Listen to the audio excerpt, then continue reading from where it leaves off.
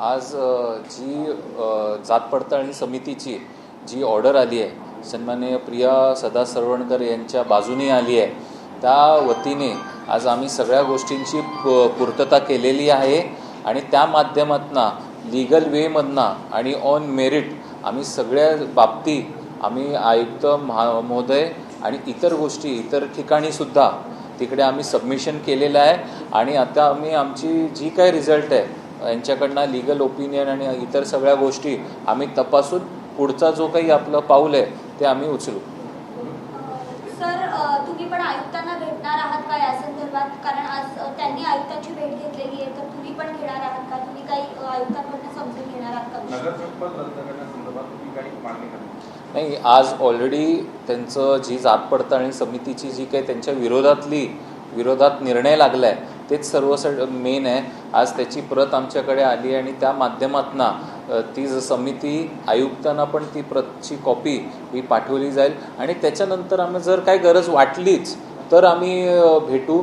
कारण न तर सत्ताधारी दबाव टाकतायत, हे करतायत, त्यासाठी या गोष्टी टाळणं महत्त्वाचं आहे. कारण आम्ही जे काही करतोय ते ऑन मेरिट करतोय. जर परत काही भेटलं आणि परत काही जर झालं तर सत्ताधाऱ्यांनी दबाव टाकून या गोष्टींचा निर्णय घेतला.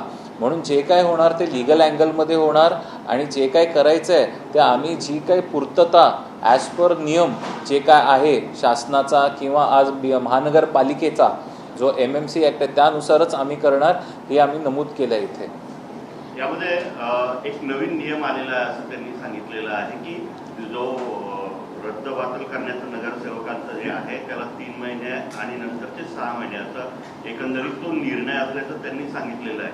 त्यामुळे इतक्यात तुमचा म्हणजे तुमच्या पक्षाचे ज्या उमेदवार आहेत त्यांचं हे करू नये असं त्यांनी सांगितलेलं आहे आणि जर असं करत असला तर कुठेतरी सत्तेचा दुरुपयोग होईल असं सुद्धा म्हटलं. हे बघा, मी तुम्हाला बोललो की जे काय करणार आम्ही मेरिटवरती करणार, लीगली करणार. आज जे काही शासन निर्णय आला आहे जे काय आहे ते सगळं तपासून आम्ही ओपिनियन घेऊन, कारण मुंबई महानगरपालिका ही MMC ॲक्टनुसार चालते आणि त्याचं स्वतंत्र एक निर्णय क्षमतेचं एक ॲक्ट आहे. जे बाकीचे जे शासन निर्णय आहेत त्यांना तो वेगळा बाकीच्या इतर महानगरपालिकेना लागू होतो. तर या सगळ्या गोष्टींची तपासून त्या गोष्टीचा निर्णय घेण्यात येईल. याच्यात कुठे जर तरच्या गोष्टी करणार नाही. आम्ही जे काय आहे ते पिन पॉईंट आम्ही लीगली करत आहोत. या बाबतीत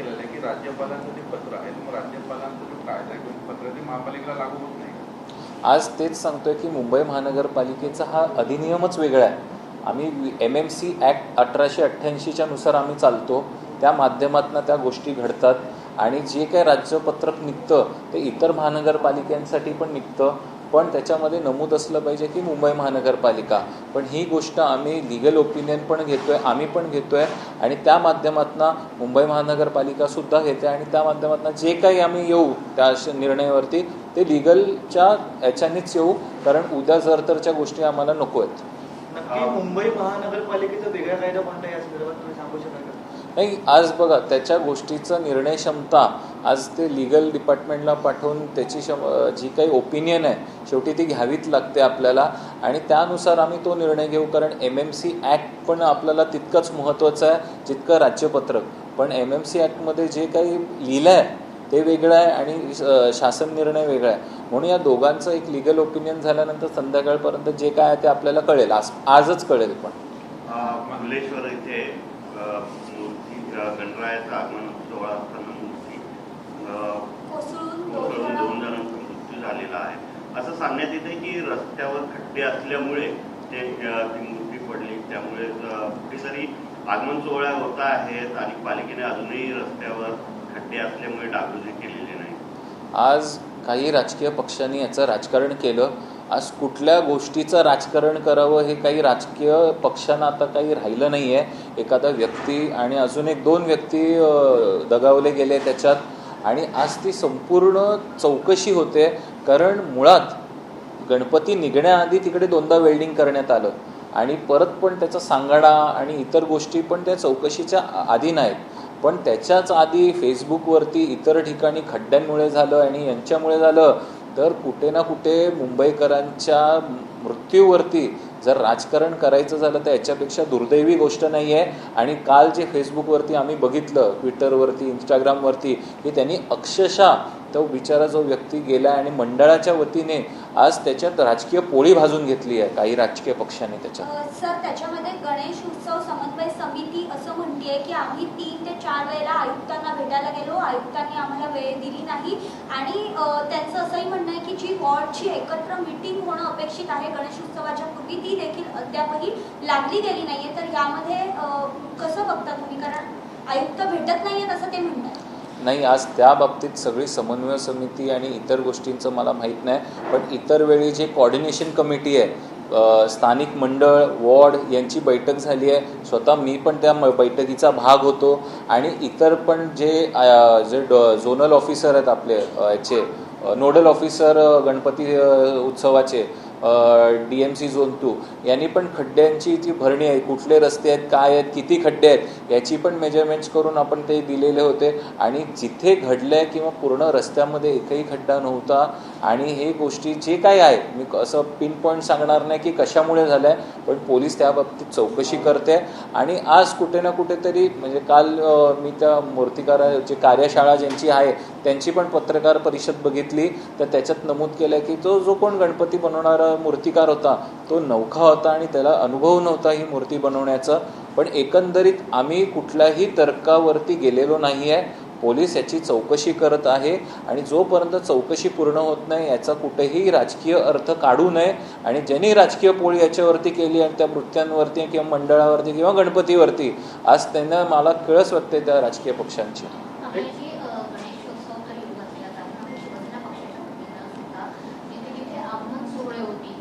काय व्यवस्था आहे, महापालिकेकडनं काय सुविधा दिली जाऊ शकते, या संदर्भात काही पावलं उचलली जाणार? नाही, आज उद्याच आमचं उपमहापौर आणि आमची उद्या पाहणी दौरा आहे. आज साधारणपैकी आम्ही लालबाग परळचा परिसर बघत आहोत. आणि उद्या जाऊन कुठे कुठे काय काय म्हणजे मोठे मोठे लोक येतात, खूप मोठ्या संख्येने येतात, तिकडे आमची उद्या पाहणी दौरा आहे तिकडे. आणि एकंदरीत मला वाटत नाही की कुठे खड्डे आहेत किंवा 1-2 असतील, तर ते प्रशासनाच्या लेवलला आयुक्त महोदयांनी क्लिअर इन्स्ट्रक्शन दिले आहेत की ते लवकरात लवकर बुजवण्यात यावं. आणि ते युद्ध पातळीवरती काम सुरू आहे. पण जी कालची परवाची घटना घडली ती दुर्दैवी होतीच, पण त्याचं काहीतरी राजकीय अर्थ काढू नये. आणि कुठे ना कुठेतरी त्या गोष्टीचं, कारण गणपती एक मोठा उत्सव असतो भारतात आणि मुंबईकरांसाठी, त्याचं राजकीय पोळी करून जर तुम्ही करत असाल तर तुम्हाला शुभेच्छा आहे. माझगावमध्ये सुद्धा गणपती आगमन सोहळा असताना काल रात्री तिथे काही अंडी फेकण्यात आल्याचं समस्या आहे. आणि त्यामुळे कुठेतरी तणाव सुद्धा निर्माण झाला होता. ऐन उत्सवाच्या काळात अशा प्रकारचं जर होत असेल तर काय? नाही, आज जी घटना माझगावमध्ये घडली, माझगावचा मोर्या या गणपती मंडळाच्या 40 ते 50 मीटरच्या अंतरावरती एका इमारतीमधना तर गणपती मंडळाच्या मंडपावरती किंवा तिकडच्या मिरवणुकीवरती अंडी फेकण्यात आली. आणि ही निषेधार्थ गोष्ट आणि शिवसेनेच्या वतीने या गोष्टीचा निषेध करतोय. आणि जर जो कोण याच्यात आहे, पोलिसांनी लवकरात लवकर त्यांच्यावरती कारवाई केली पाहिजे. आणि कुठलाही अघटित घटना घडू नये ही आमची पण इच्छा आहे. पण असं जर एकतर्फी कार्यक्रम जर होत असेल तर शिवसेना पण सुद्धा गप्प बसणार नाही याच्यात. प्रभादेवीला एक रुस्तमजी ग्राउंड म्हणून बिल्डिंग आहे, त्या बिल्डिंगमध्ये आज BMCची जी साऊथ वॉर्डाने कारवाई सुरुवात केली आहे. त्याच्यातही सदा सावरकरांचं घर आहे 2 घर, त्यांनाही नोटीस दिली आहे. त्याच्याबाबत नाही, आज त्याची काय मला कल्पना नाही आहे कुठल्या वॉर्डनी कुठल्या इमारतींना दिली आहे, कारण ती वॉर्ड लेवलची असेल. पण त्या बाबतीत मी पूर्ण माहिती घेतलेली नाही आहे.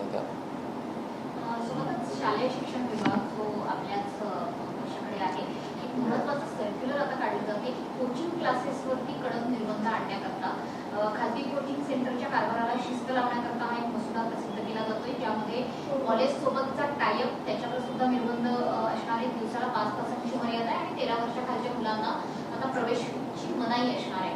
तर हा एक सगळ्यात महत्त्वाचं पाऊल उचललं गेलं. नाही, एकंदरीत केंद्र, राज्य आणि महानगरपालिकेचं याचं एकंदरीत आपण कार्य बघितला तर आज कुठे ना कुठेतरी जे विद्यार्थी आहेत त्यांच्यावरचं ओझं आणि त्यांच्यावरचा जो आजकालचा येणारा स्ट्रेस आहे तो कमी कसा करायचा यावरती आम्ही भर देतो आहे. इव्हन मुंबई महानगरपालिकेमध्ये शिकणारे 3 लाख विद्यार्थी आहेत आपले. त्यांच्यावरती पण आधुनिकीकरण आणि याच्या माध्यमातून आपण कसं त्यांना शिक्षण देऊ यावरती आपलं लक्ष चाललं आहे. आणि त्याच माध्यमातून हे जे काही एक जाळं चाललं आहे किंवा एक आपण म्हणू कार्टेल चालू आहे, एक कोचिंग सेंटरचं किंवा ट्युशन्सचं, ते कुठे ना कुठेतरी मोडीत काढलं पाहिजे. आणि सन्माननीय उपमुख्यमंत्री माननीय एकनाथ शिंदे साहेबांनी परवा जी दादा भुसे साहेबांसोबत जी बैठक घेतली आणि शाळांसंदर्भात त्यांनी जो विषय केला तो एकंदरीत स्वागतापूर्वक आहे. आणि आज त्यांनी प्रत्येकाला एक एक निर्देश दिलेत की काय करायचं आणि काय नाही करायचं. तर या गोष्टी आम्ही विद्यार्थ्यांसाठी करतोय, विद्यार्थ्यांच्या पालकांसाठी करतोय की पूर्ण जर एक विद्यार्थी जर स्ट्रेसमध्ये असेल तर पूर्ण ती फॅमिली स्ट्रेसमध्ये असते. तर कुठे ना कुठे विद्यार्थ्यांचा जर स्ट्रेस कमी झाला तर आणि ओझं बॅगेवरचं जे ओझं आहे ते इतक्या वर्षात थोडं कमी केलं. आता ते पूर्ण नाहीसं कसं करायचं, AI च्या माध्यमातून आपण कसं हे करायचं, एकंदरीत तो प्लॅनिंग चालू आहे. आणि लवकरात लवकर येत्या 6 महिन्यात याचा सर्क्युलर हाही आपण जारी करू. सर, आज एक महत्त्वाची बैठक महापालिकेतला सत्ताधारी पक्ष असणाऱ्या भाजपची आहे नगरसेवकांची. खरं तर महापौरांचं झारीतले शुक्राचार्य हे वक्तव्य खूप चर्चेत आलं होतं. या वक्तव्यानंतर झारीतले शुक्राचार्य शोधण्याकरता ही बैठक ती मी माहिती घेतली. ती आज भाजपाची एक नगरसेवकांची मंथली मीटिंग आहे आणि त्या मंथली मीटिंगला सगळ्या नगरसेवकांचं आढावा घेतला जातो. आणि एक मंथली मीटिंगला त्याच्यात कुठलं तरी राजकीय तडजोड दिली गेली नाही पाहिजे. उद्या परवा आमची पण शिवसेना नगरसेवकांची पण बैठक आहे, ती पण आमची मंथली. आणि सन्माननीय श्रीकांत शिंदेसाहेब ही बैठक घेणार आहे. याचा अर्थ आमच्याकडे पण झारीचं शुक्राचार्य कोण आहे का, तर नाही आहे. तर असं कुठेतरी फिरवून असं सत्ताधारी पक्षाला कुठेतरी वेगळ्याच वळणावरती घेऊन जाऊ नकात, माझं असं विनंती आहे आपल्याला. आणि ही मंथली मीटिंग आढावा घेतला जातो नगरसेवकांचा की काय तक्रारी आहेत, काय आहे, काय चाललं आहे, या संदर्भातली एक बैठक आहे. आणि तशीच बैठक ही शिवसेनेची पण होणार आहे या आठवड्यात. तर म्हणून कुठेतरी याचं राजकीय वळण लागू नये. नाही, कुठेच नाही आहेत. माझं म्हणण्याचा अर्थ तुम्ही पकडलात नाहीत की इथे कुठेच नाही आहेत. हे मंथली मीटिंग असतात. भाजपाचे वरिष्ठ नेते भाजपाचे बैठक घेतात. मागच्या महिन्यात सचिन अहिर, माननीय शेवाळे साहेब, संजय मोरेजींनी आमची बैठक घेतली. या महिन्यात सन्माननीय डॉक्टर श्रीकांत शिंदे साहेब ही बैठक घेणार आहेत या आठवड्यात. तर ही बैठका चालत राहतात दर महिन्याला. आणि ही बैठक प्रत्येक नगरसेवकाला अडीअडचणी कुठे आहेत आणि तिथे राजकीय म्हणजे जो पक्ष आहे आमचा तो कसा मदत करू शकतो, तिकडचे जे काय प्रॉब्लेम आहेत तसे महायुती म्हणून आम्ही सगळ्या महिन्याला बैठका घेतो. दर महिन्याला आमची इकडे पण बैठक असते. म्हणून त्या बाबतीत कुठेही त्याला राजकीय वळण लागू नये. आता बाकी कोण काय बोललं याच्यात माझं काही हे नाही. ज्या व्यक्तीने काय बोललं असेल त्याला जाऊन तुम्ही हा प्रश्न विचारा की कोण आहे. मुंबईतील धरणात पुरेसा असं पाणीसाठा आहे तरी देखील मुंबई भागामध्ये 10% पाणी कपात झाल्याचं पाहायला मिळत आहे. मुंबई महानगरपालिकेकडून टँकरनी पाणी घेतलं जात आहे, नागरिकांना तसं म्हटलं जातं, सांगण्यात येतं. आणि याचबरोबर याला लागून आहे की जो पाणी पुरवठा होतोय तो अतिशय अशुद्ध गढूळ पाणी येत आहे, विशेषतः स्लम एरियामध्ये. नाही, आज एकंदरीत त्याच्यावरती येत्या गुरुवारच्या स्थायी समितीमध्ये चर्चा होणार आहे. आणि मला वाटतं की 90%च्या वरती आपला पाणीसाठा गेलेला आहे आणि कुठे ना कुठेतरी ते रिलीज केलं पाहिजे. पण प्रशासनाची अशी मत आहे की पुढेही बफर स्टॉक राहिला पाहिजे, जेणेकरून पुढच्या वर्षी जर पावसाळा पुढे गेला यावर्षीसारखे एल निनोमुळे तर कुठे ना कुठेतरी आपल्याकडे बफर स्टॉक राहिला पाहिजे. आणि जे काही टँकर माफिया चालू आहे त्याचा पण आढावा वॉर्ड लेवलला घेतला गेला पाहिजे, असं एकंदरीत या स्थायी समितीमध्ये चर्चा होणार आहे. आणि त्याचं जे काही निवेदन आहे ते प्रशासनाने मुंबईकरांना द्यावं अशी माझी विनंती आहे. मला एक प्रश्न आहे. लागतात परिसरात जिथे मूर्ती म्हणतात त्या ठिकाणी मोठे मोठे स्पीड ब्रेकर आहेत, ते 22 फुटी मूर्ती आहे तिथे तुम्ही काय कारवाई करणार नाही. उद्या सन्माननीय उपमहापौर माननीय संजय गाडी साहेब, माझी आणि इतर जे नगरसेवक आमचे जे तिकडे जाणार आहोत, काय अडीअडचणी आहेत त्या बघणार आहोत तिकडे. आणि त्या माध्यमातून जिथे काही गणेश आगमनासाठी जी काही अडीअडचणी आहेत ते दूर करण्यासाठी आम्ही तिकडचे आमचे नोडल ऑफिसर माननीय सतपाळे साहेब पण आहेत, तिकडचे स्थानिक F साऊथचे वॉर्ड ऑफिसरसुद्धा आहेत. आणि अशी एक कंबाईंड व्हिजिट उद्या आम्ही घेतली आहे तिकडे.